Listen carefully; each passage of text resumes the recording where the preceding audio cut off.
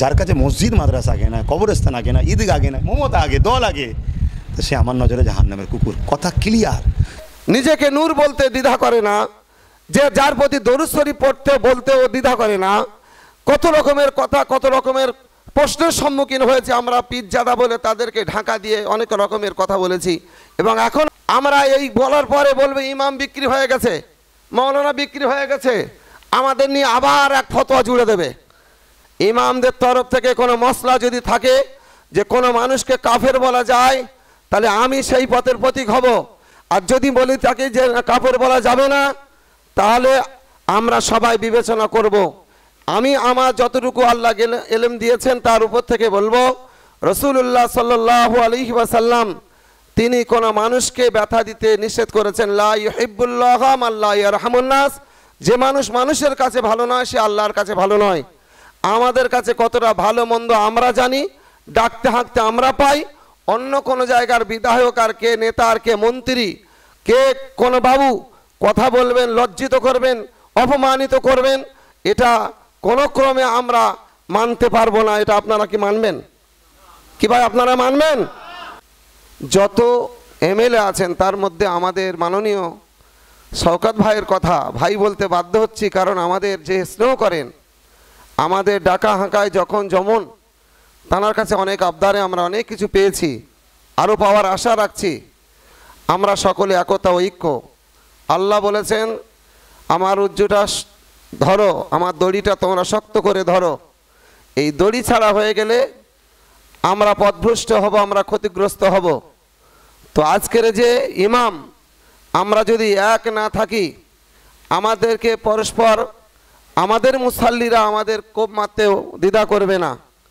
তো আজকের আমাদের মুসাল্লিদের ইমামের মধ্যে কোনো একটা মুসাল্লি উপরে আক্রমণ হচ্ছে, এবং আমাদের যিনি সর্বসময়ে সর্বাঙ্গে আমাদের কাছে থাকেন তার উপরে যে অত্যাচার হয়েছে বা হচ্ছে, এটা আমাদের কাছে শোভনীয় বলে মনে করি না।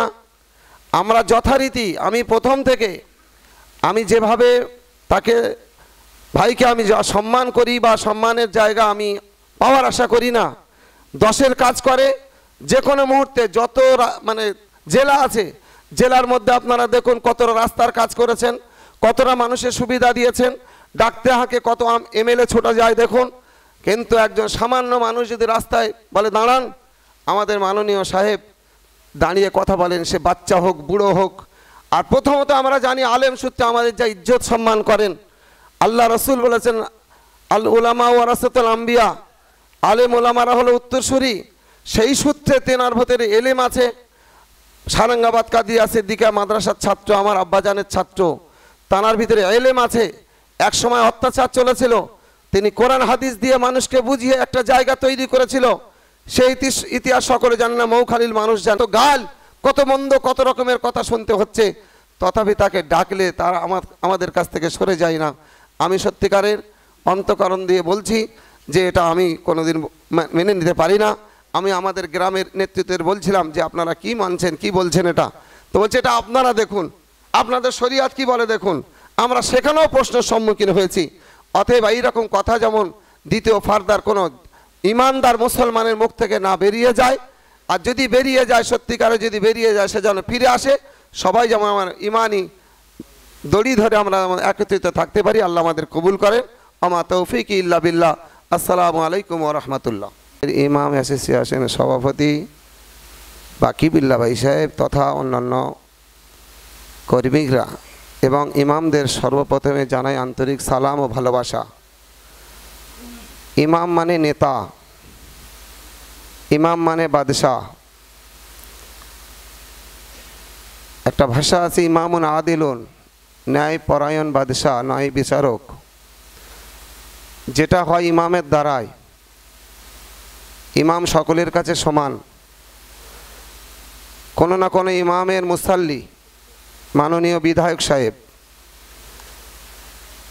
তিনি আমাদের ন্যূনতম সম্মানিত করে অনেকবার ডাকাহাঁকা করেছেন, এবং আমার এলাকার, আমি যে মসজিদের ইমামতি করি, আমাদের সকলের সেই ইমামতির জায়গাতে অনেক কাজ করেছেন। সে কাজের বর্ণনা দিয়ে শেষ করা যাবে না। আমরা জানি ভারতবর্ষের মধ্যে যদি কোনো মুখ্যমন্ত্রী থাকেন, কাজ করেছেন, অনেক প্রকল্প দিয়েছেন, সমীক্ষায় পাওয়া যায় মমতা ব্যানার্জির।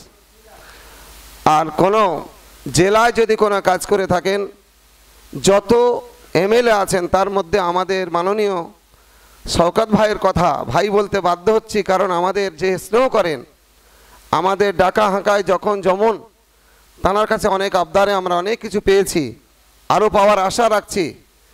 আমরা সকলে একতা ঐক্য। আল্লাহ বলেছেন, আমার উজ্জুটা ধরো, আমার দড়িটা তোমরা শক্ত করে ধরো। এই দড়ি ছাড়া হয়ে গেলে আমরা পথভ্রষ্ট হব, আমরা ক্ষতিগ্রস্ত হব।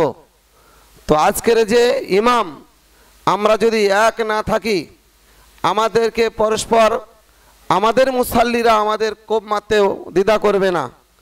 তো আজকের আমাদের মুসাল্লিদের ইমামের মধ্যে কোনো একটা মুসাল্লি উপরে আক্রমণ হচ্ছে, এবং আমাদের যিনি সর্বসময়ে সর্বাঙ্গে আমাদের কাছে থাকেন, তার উপরে যে অত্যাচার হয়েছে বা হচ্ছে, এটা আমাদের কাছে শোভনীয় বলে মনে করি না।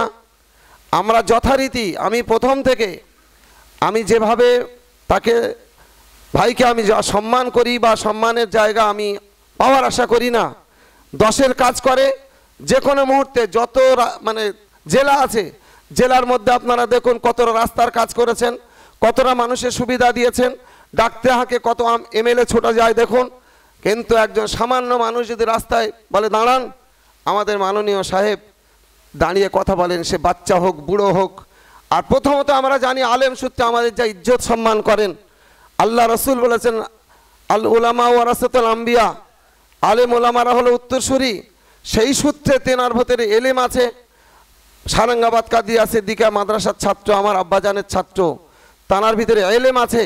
এক সময় অত্যাচার চলেছিল, তিনি কোরআন হাদিস দিয়ে মানুষকে বুঝিয়ে একটা জায়গা তৈরি করেছিল।